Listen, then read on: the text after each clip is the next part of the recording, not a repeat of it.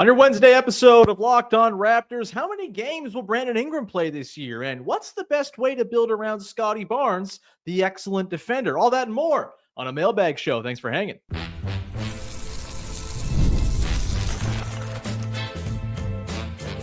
You are Locked On Raptors, your daily Toronto Raptors podcast, part of the Locked On Podcast Network, your team every day. Hey, what's going on? And welcome to another episode of Locked On Raptors, part of the Locked On Podcast Network, your team every day. It is Wednesday, June the 11th, and I am your host, Sean Woodley. I've been covering the Toronto Raptors now for 11 seasons on various platforms. You can find all my work over on Blue Sky. You can find the show on Instagram. You can join us in the Locked On Raptors Discord server. Great place to come hang out, talk ball, and of course, to ask mailbag questions, which we're going to answer many of today and also tomorrow with Katie Heindel. So yeah, double mailbag action coming at you. Today's show is brought to you by friends over at Game Time. Download the Game Time app, create an account, use the code LOCKEDONNBA for $20 off your first purchase. And we are off and running here on a Wednesday mailbag edition of the podcast. The freaks in the Discord came through, asked some great questions. We've got a whole bunch, and so we are going to split this up into two.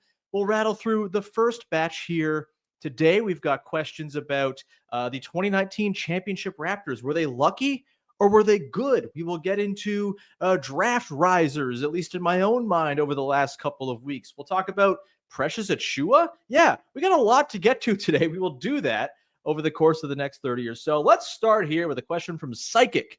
Pretty important one, asking, Brandon Ingram has played an average of 59.6 games per season, excluding the 2024-25 season, of course, this past year, where the Raptors may or may not have held him out for losing purposes. Would you take the over or under on that many games for him next season? So going back through Brandon Ingram's career, he has played more than 59 games, I guess more than 60 games, 60 plus, 5 times in his 9-year NBA career. He's been in the 50s twice, and then he had that 18-gamer this past year and a 45-gamer a couple of years ago as well.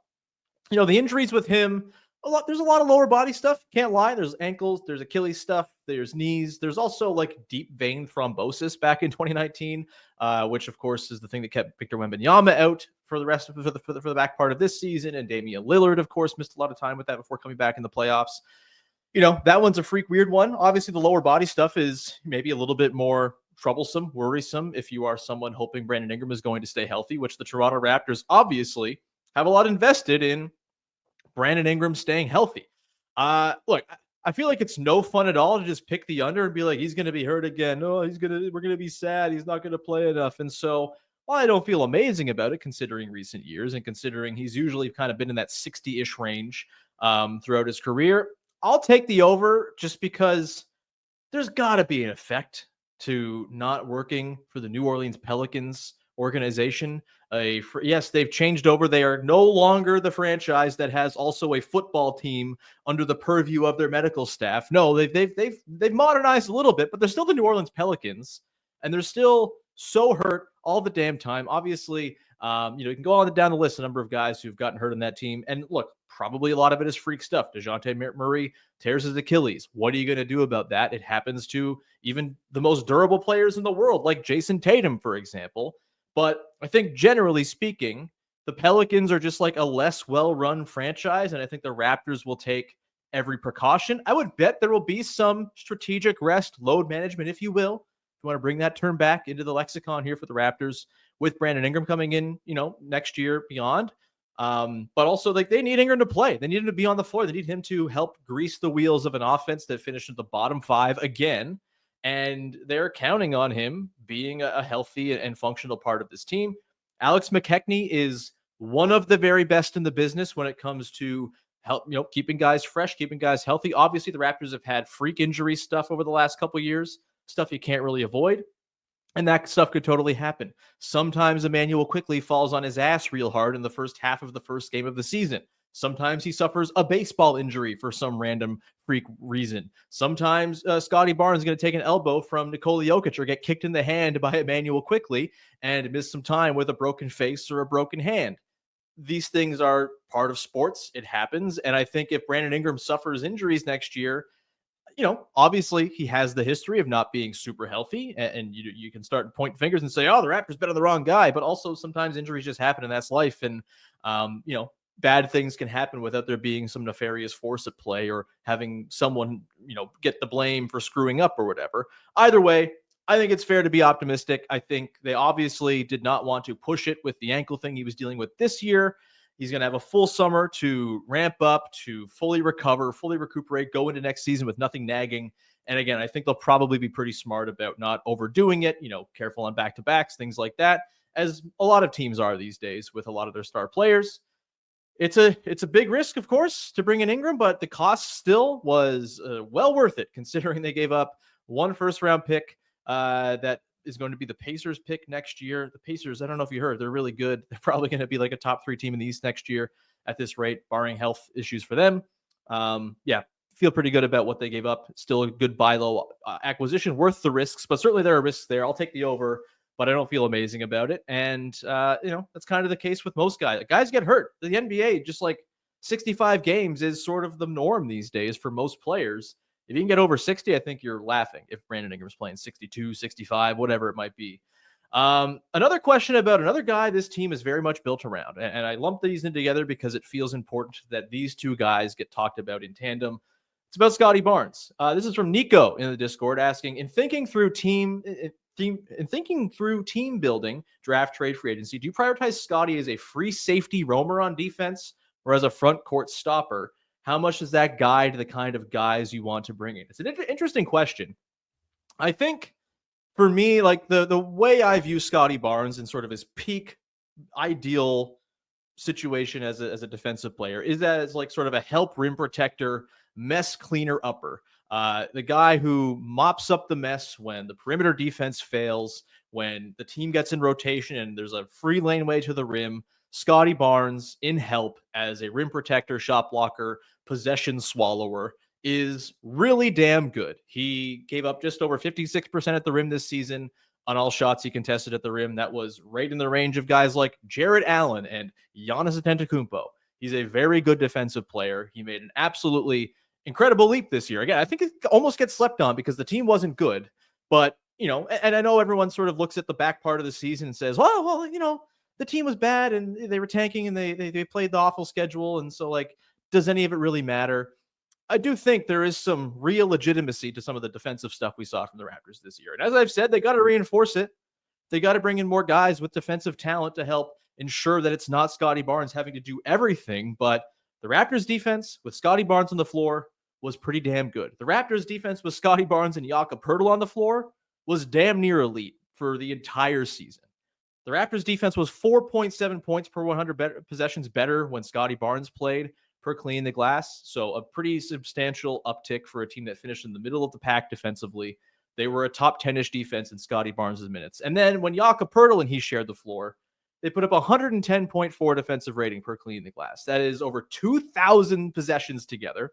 It's a lot of time spent. We know Poeltl and Scottie played a ton of time together. It's equivalent to the number 3 defense in the league over the course of the full regular season, if you were to take that all the way. That is like really substantial. And it puts, it's interesting. Like, I think Scottie Barnes is such a good defensive player. It allows you to get kind of creative with how you work with him. Like, I think if you wanted him to be like a big, long wing stopper, he's improved enough dancing with guys in space that he could probably do that for you and be just fine. I think still he's better as that sort of backline help defender who can help clean up messes, give you supplementary rim protection. I think he can be a small ball center as well and defend well in pick and roll, whether it's switching, whether it's hedging, whether it's in drop. I think he can do all of that. I think he's just like a really special defender. I think basically, put a good to slightly above average rim protector next to him. You can get away with a lot. I mean, there were very often 3 bad defenders on the floor when the Raptors played this season. And yet in those Scottie and Poeltl minutes, they were still a good, very good defense. And so I think what I'm fascinated by when it comes to building around Scottie defensively is like, what is the compounding effect once you start adding some really good perimeter defense around him, right? I think Brandon Ingram is going to help a little bit. He's not a great defender, sort of one-on-one historically, but I do think he is long and that there's just like a lot of functional size there to help kind of harangue ball handlers, stuff like that. And then we've talked about RJ Barrett, the elephant in the room with this team. Like, he's not a good defensive player. If you had a better defensive two who could take on those big assignments, right? This is why I'm so into a guy like Cedric Coward. That's why I'm interested in Carter Bryant, though a little less because I think his offense is going to take some time. But like a defensive wing, a guy who can go and hang as your sort of lead guy, taking on wing assignments, dancing with some guards from time to time. I think if you just have like one really good defender around Scottie Barnes on the perimeter, plus a good rim protector next to him, you can build yourself a damn good defense and get away with some less good defense at other positions. I know people have their issues with Emmanuel Quickly defensively. I think he was actually perfectly fine. And, when he was on the floor with Pirtle and Barnes, like, he was right alongside those guys when it came to like the on-court defensive metrics. I think that's more likely because Scottie and Pirtle were out there, but he still was one of the better on-off guys for the team defensively, in a way that like RJ Barrett was not. He also shared the floor a lot with Scottie and Pirtle. Like, I think Quickly at the point of attack, high pickup points, fighting over screen navigation, all of that, he showed tangible signs of improvement this year. We know he's a good rotational defender. He's a good shot contester. There's an average to slightly above average defender there. And for that position, I'm totally fine with it. Yeah, if they can, hey, maybe Jacoby Walter steps up and is just like a really excellent wing defender. He's not super big. Maybe isn't going to take on the 6'8", 6'9" guys who can handle the ball and stuff like that. But, maybe he's able to offer a little bit more resistance at the point of attack to kind of free up Scottie Barnes, not have to do everything all the time. But I do think there will be a compounding effect to adding just one more really good defender to this team. And so, yeah, find more good defenders, man. That's where I'm at. And I think if you found like, this is why I'm so into the Come On Malawatch idea for the draft, is like, if you paired Scottie Barnes with like a true awesome killer rim protector who is so big and wingspanny and ground coveragey, for lack of way better terms, like, if you had someone who could kind of man the rim on his own and you unleash Scottie Barnes, you just put out fires all over the place, dance with guards in space, double team with his length and his sort of his understanding of angles and stuff like that, then I think you're weaponizing him as just like this incredible defensive player. Which again, he still has that help rim protection stuff there. But if a guy at the rim doesn't need a whole lot of help because he's just there all the time and he's excellent, then I think that opens up a lot of possibilities for Scottie Barnes as well. More good defenders around Scottie Barnes will free up Scottie Barnes to do cool stuff on defense. And I am very into that. We're going to come back on the other side, get into some more questions from you, the listeners, including, look, I'm going to be a dad soon. We have a very, very important question about that as it pertains to the Toronto Raptors. Plus, the 2019 Toronto Raptors. Were they lucky or good? I can only pick one, apparently. We'll get into that to continue the Mailbag Show coming up in just one sec. Today's show is brought to you by our friends over at Wayfair. There's nothing like stepping into your own outdoor space and feeling like you've escaped to a personal oasis. If you're wanting to update your patio this season, Wayfair has made it so easy to turn your space into one that feels like yours, comfortable, stylish, and ready for summer. Wayfair has everything you need to level up your outdoor space: conversation sets, outdoor fires, fire pits, outdoor bars, all that good stuff. Gazebos, yes, all that big stuff. String lights. I got string lights in my backyard, baby. I'm basic as hell. I love them. So if you want to do all that, you can give your backyard a facelift with Wayfair. Go check them out. Look, I am going to be sitting outside a lot. I think I'll be at home with the newborn for the next 6 weeks or so. And yeah, I'm just very much excited to, hey, go sit outside, go get the sunshine, read a book, that type of stuff in the downtime in between feedings and changings and all that stuff. I'm really excited. I got a really nice outdoor space. And if you want that too, you can go and do that. Don't wait. Make your outdoor space your dream oasis today and with Wayfair, and enjoy it all summer long. Weirdly said, but you get the point. Head to wayfair.com right now and shop a huge selection of outdoor goods. That's wayfair.com, Wayfair.com. Wayfair, every style, every home. Back at it here on your Wednesday mailbag edition of Locked On Raptors. Again, Katie Heindel will be along for part 2 of this on Thursday. And working on a fun guest for Friday, my last show before I go off for an indeterminate amount of time, probably 6 weeks or so, for paternity leave. And our pal Vivek Jacob will be along, and he'll host the show and guide you through the draft and free agency and stuff. I might pop in once in a while, here and there when I got a moment and something's really on my mind that I got to just get into a microphone or whatever. But Big V will take over, and he's going to be great. So looking forward to that. This one comes from Nico on that topic. What's the first Raptors jersey you get for the kiddo? Is this a Sean decision, or you let them discover the Raptors passion on their own?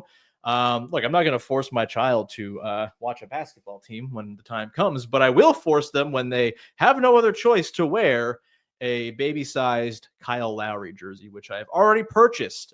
It is from the like the championship era, like 2015, 16, 17, 18 era. It's great looking. I love it. And I cannot wait to take little pictures of the little guy in Kyle Lowry Raptors jersey. This was a purchase of my wife, by the way, because she's way better at this stuff than I am. But yeah, that's a no-brainer, baby. Kyle Lowry, big baby butts. You got big butts. Kyle Lowry's got big butt. It's perfect symmetry. Either way, Kyle Lowry, that is the answer to this question. Next one here. Speaking of Kyle Lowry, in the 2019 Toronto Raptors, Muggsy asks, on a previous pod, you mentioned a team has to be good and lucky to win a championship. Were the 2019 Raptors good or lucky? You can't say both. You have to choose one and stick with it. This is an unfair question, Muggsy, because, look, undeniably the Raptors got very lucky during that run. Kevin Durant got hurt in the conference finals out west and was not available for the start of the finals, and then horribly tore his Achilles his first game back. That sucked. It was rough. And obviously the Raptors benefited from that and the Klay Thompson injury and all that stuff. And so if you want to say they're lucky, fine, whatever. I think every single NBA champion is baseline lucky. And I think if you're just looking at that Raptors team, it's pretty undeniable that they were so good that they made their own luck. They were an incredibly built basketball team. You had two former defensive players of the year in Kawhi Leonard and Marc Gasol. You had Kyle Lowry, Pascal Siakam just rising to prominence, Danny Green, like a perfect made in a lab fifth starter for that team. When you're just talking like basketball utopia, 5 players on a floor, skills interacting with one another, shooting, defense, playmaking, connectivity, that team was like perfectly built. OG Anunoby did not even play in the playoff run with the appendectomy, and they were still just fine. Norman Powell was awesome. Fred VanVleet couldn't miss for an entire 2-week stretch. And Serge Ibaka was one of the low-key unsung heroes of that team. The only guy not named Kawhi Leonard who wasn't scared out of his pants in Game 7 against the Sixers. Had some massive moments in the finals, was incredible.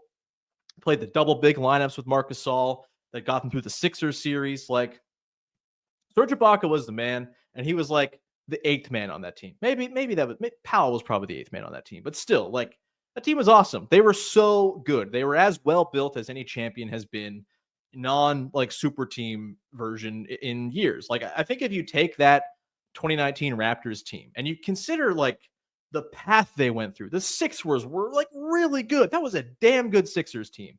The Bucks won 60 plus games that year, won the first 2 games of the series, nearly won Game 3 before the Raptors pulled it out of their ass and won that one. They come back and win the 4 straight, obviously. And then you take down the Warriors, who even without Kevin Durant were horrifying. Like, Klay and Steph still very much at the peak of their powers in that series.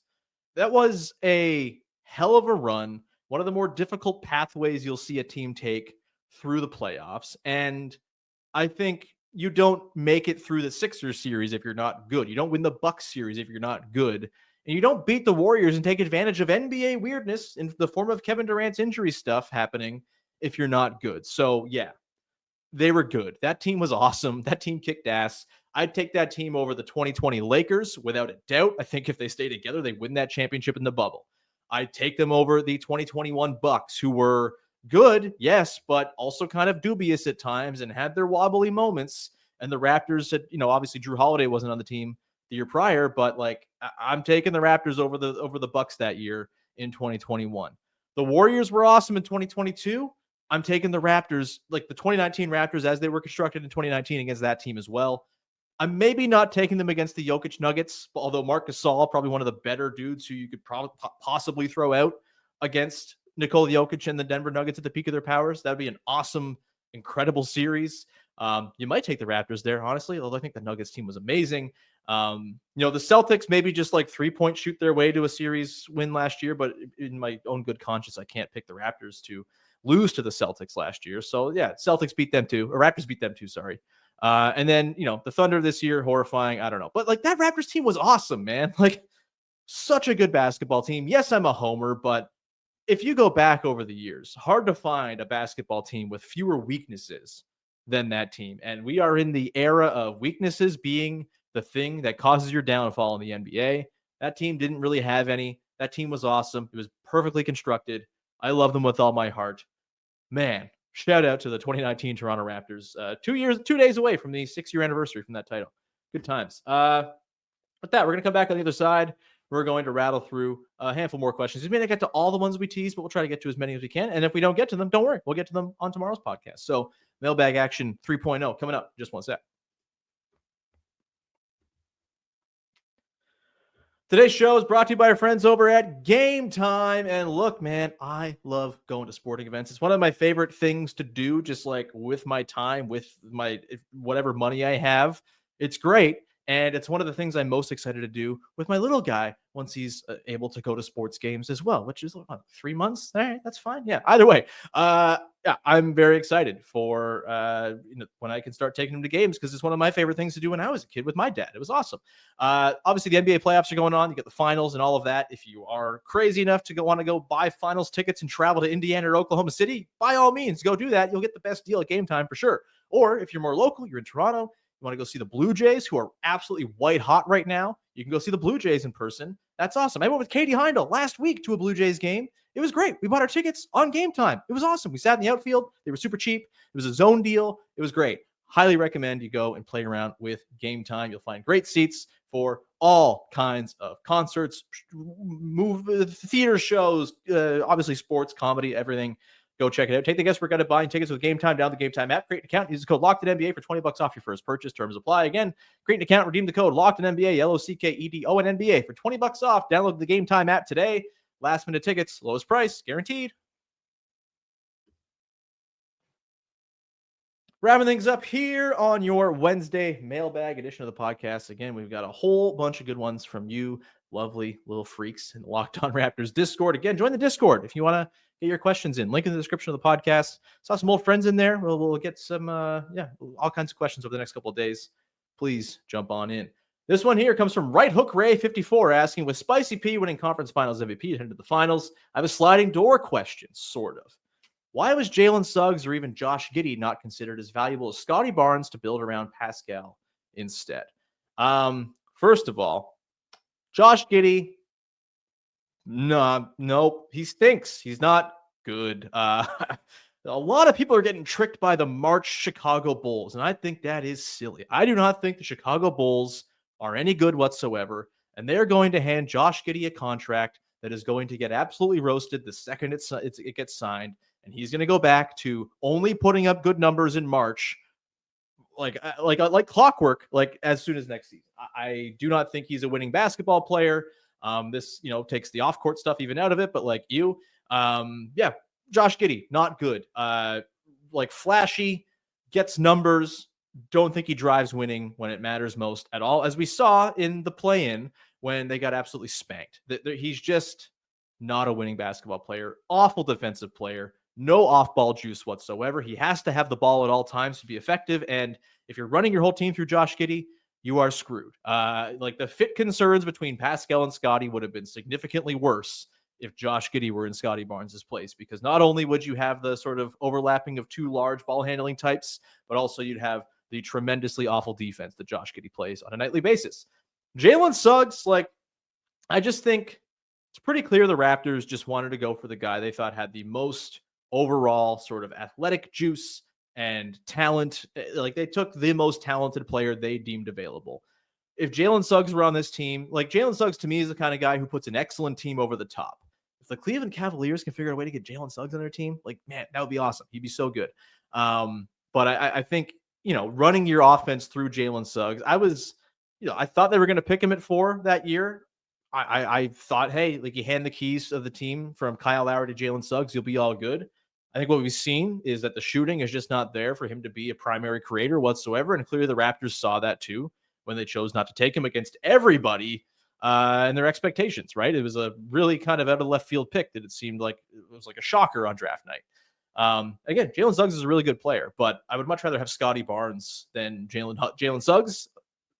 Obviously Suggs has proven he can be a cog in a winning-ish team in the past. Scottie's had moments too as well on unsuccessful teams, especially as a rookie, obviously. But I just think, it was a clear best player available thing for them, and they didn't really care about the positions. And obviously, the things have gone the way they did. I still totally think Scottie, Pascal together with the right team build around them would have been very good. I think it kind of got doomed the day they traded for Jakob Poeltl and had a non-shooting big man next to those two. If you had a shooting big man with those guys, I think it could have made beautiful, sweet basketball music for a very long time. Just didn't work out that way. And by the end, they just had to move on from Pascal to restock the cupboards a little bit and reset the team. But yeah, Suggs, Giddey, no thanks. The one guy from that draft who there's a little bit of, how would that have looked to me is, Şengün's one. I don't think the fit with Siakam would have been very good. He's not a good shooter, not a great defender, and he's a fine defender. He's okay. I think the Rockets' just sort of defensive infrastructure makes him look better than he probably is just on an island. That would have been all right. Again, I think the fit's kind of rough. The one guy who really, I think, had they drafted him, which they wouldn't have drafted him at number 4, but the one guy from that class who might have really made the OG Siakam thing really work is Trey Murphy. Just a damn good lights out shooter, 6'10", would have fit the vision, was never going to be the 4th overall pick. So it's not really worth considering or thinking about it. And man, oh man, am I happy they avoided taking Jonathan Kuminga at number 4 as well. So yeah, I think they did as well as they could have with that pick at this point. And, it's a weird sliding doors thing, but I'm not sitting here wishing they'd gotten Jalen Suggs or Josh Giddey. I think they probably end up moving on and breaking up that team faster if it's one of those two guys, as opposed to Scottie Barnes coming in the door. Next question here from Glass Casket asking, Knicks may not plan to re-sign Precious Achiuwa. Do we take another chance on him as a backup? I think I'm out on the Precious Achiuwa thing, man. I just if I'm bringing in a big, I need the big to be actually a big, which I never really thought Precious Achiuwa was a big. I think his path was going to be as a 3-4 guy who could hit threes if he was ever going to hit threes, but he doesn't hit threes. And I just don't think he does center things well enough. He's not a good enough kind of classic rim protector. He's more of a guard guys in space and switch type of guy. They have Jonathan Mobo. I don't really need to see Precious Achiuwa in that role. And I think, he's not a good offensive center. He doesn't set screens well. He doesn't roll. He doesn't pass. Not a whole lot of connectivity there. We will always have the back part, the last 35 games or so of the 2021-22 season where Precious Achiuwa was banging threes and looking like he was going to be the guy that made Vision 6-9 viable. Just didn't pan out. We'll always have the pull-up 3 in the face of Joel Embiid and all that good stuff. But it's just I think you're just trying to make fetch happen at that point. If you're going after Precious Achiuwa, trying to make him part of this team, not the backup I'm looking for. I'm looking for a real large big man who's just eats space, can be a classic rim protector for you, or someone who has some offensive touch, some skill, some shooting, passing, whatever. I think Precious Achiuwa kind of brings none of that. And, it's a shame. I like Precious. He was fun, really fun player. We love the poster coaster in these parts, but, the coaster part, he was a roller coaster man. And I think the Raptors need some stability in that backup center spot for sure. I just don't quite see it with Precious. Sadly, hopefully he latches on somewhere, but it may be the end of the road for him because he just kind of doesn't do a lot of things you need from NBA role players. Lastly here, let's jump into a question here from Jay Rich asking, as a front office, does it make more or less sense to shift from rebuilding to trying to bring together a championship contender given the potential weakness of the Eastern Conference? I think in the Raptors case, I'm glad to see that they're making steps towards being competent within the East. Do I think they're going to be a playoff team? They can be. I don't know if it's a surefire thing by any means, but the East is bad and they're going to have a lot of effective, good players. And potentially some internal growth guys in terms of Jacoby Walter and Grady Dick, Shed, Mobo, et cetera, whoever they draft this year as well. I think they're going to be a pretty good regular season team. How equipped are they for the playoffs? I think that's a very open question, and getting to the playoffs and learning that stuff is a really important thing. And so I hope they do it next year. But yeah, I think considering how many bad teams are in the East, considering just the state of the lottery, right? We just saw it. You can tank your ass off all season long and still pick 5th or 6th, like the Jazz or the Wizards. And you're what was all that for? I don't think it would have made sense for the Raptors to run it back and try to tank again this year.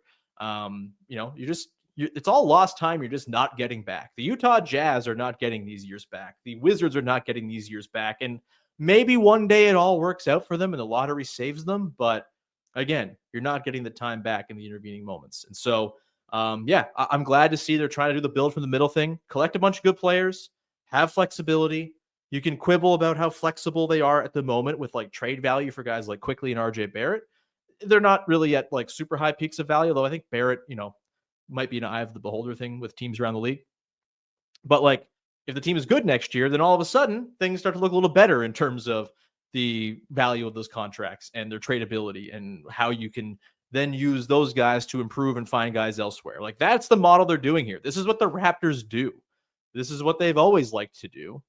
Going back to 2013-14 when they had a team of kind of, solid good players who were a little unsure, a little uneasy, and then they got good. And then when you're good, it gets being good for longer periods of time. So yeah, I think this is the right move. I don't think they're going to be a championship contender next year by any means, but I also don't think championship contention can be the only bar for team building, especially when you're a franchise that has won a championship when the odds suggested that your franchise was never going to win an NBA championship, which, like, let's be real. If you had asked me in 2011, will the Toronto Raptors ever win an NBA championship? My answer would have been hell no. Like, there's no way this franchise is ever doing it. Have you seen this franchise? They did the impossible. I'm all right to just be like a pretty good team for a while. And I get that rubs the people who are championship or bust the wrong way.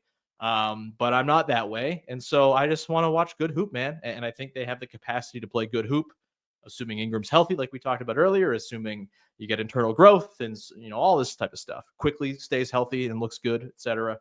But yeah, I think it's the right move to pivot towards trying to be competitive because doing the tanking thing sucks. We're going to leave it there. Thank you so much for rocking with the show. I'll be back again tomorrow for my penultimate pre-paternity leave podcast. We'll have Katie Heindel on. We'll finish up the mailbag. We got lots of good ones still left to get into. And then Friday, my hope is that we're going to have Keandre Ashley from Hoop Intellect, my favorite YouTube draft channel. He's great. He was on last year. And we'll talk about some draft guys. So you have to let that look forward to on Friday, like 95%. Fingers crossed. If it doesn't work out, you'll just get me and I'll, send you off into the weekend. Either way, thank you so much for rocking with the show. As always, follow, subscribe, rate, review. Go to the Discord, link in the description of the podcast. We'll talk to you soon. Thanks for hanging. Bye-bye. I am awful.